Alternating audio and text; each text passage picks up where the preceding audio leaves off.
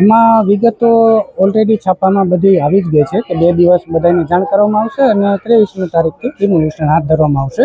પરંતુ 2 દિવસમાં સ્વૈચ્છિક બધાએ જે લોકોને કોઈને ઓછું નુકસાન જાય એના માટે સમજણ માટે અત્યારે 2 દિવસ એ કાર્યવાહી કરવામાં આવશે. ના, અત્યારે તમે જોશો અમુક મકાન ખાલી કરી નાખ્યા છે, અમુક આગળ મેઇન રોડ ઉપર જાતે તોડવાનું પણ ચાલુ કરેલું છે. તો માણસોને સમજાય છે કે એના 2 દિવસમાં એમને ખાલી કરવું પડશે. તો અત્યારે શું છે કે બધાને ટ્રેક્ટરની એની વ્યવસ્થા પણ આપણે કોર્પોરેશન કરી દી છે કે કોઈને સામાન ફેરવવો હોય તો એના માટે પણ એ લોકોને હેલ્પફુલ થાય છે.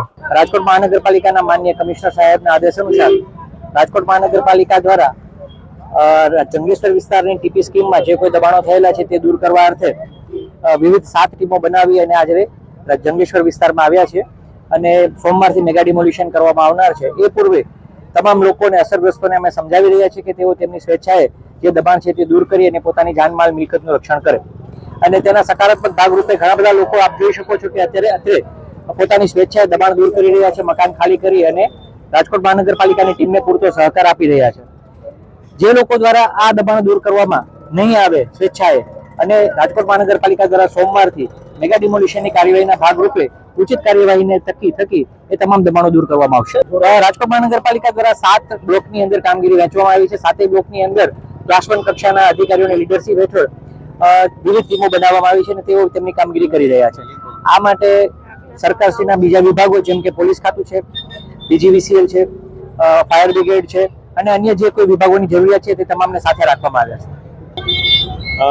આજી નદીના જે નદી કાંઠાનો વિસ્તાર છે એમાં ખાસ કરીને જે રોડ ઉપર અથવા તો જે કોઈ દબાણમાં આવતા હોય એવા મકાન દુકાન હોય તો એ ડિમોલિશન માટે સોમવારે ડિમોલિશન શરૂ થવાનું છે.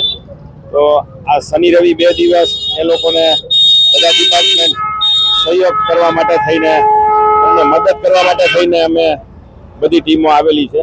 એમાં ફાયર બ્રિગેડ છે, પોલીસ ડિપાર્ટમેન્ટ છે, ટાઉન પ્લાનિંગ છે, બાંધકામ શાખા છે, બીજીવીસીએલ છે. તો એ લોકોને જો બીજે ક્યાંય મકાન રાખેલું હોય તો એને શિફ્ટિંગ માટે થઈને ખાસ તો આપણે મદદ માટે આવેલા છીએ. અને બીજું જોઈએ તો અમારો ફાયર બ્રિગેડનો બંદોબસ્ત જે છે એ ટોટલ 7 ટીમ આપણે અહીંયા રાખેલી છે સ્ટેન્ડ બાય.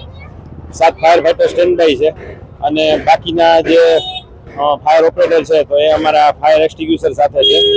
કોઈ આ કામગીરી દરમિયાન કોઈ આગ અકસ્માતનો બનાવ બને તો એને પહોંચી વળવા.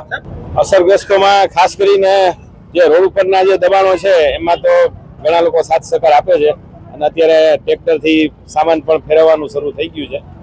અને અમારું જોઈએ તો ખાસ તો અમે તો ફાયર બ્રિગેડના બંદોબસ્તમાં કોઈ આગ અકસ્માતનો બનાવ ન બને એના માટે થઈને અમારો બંદોબસ્ત આપેલો છે.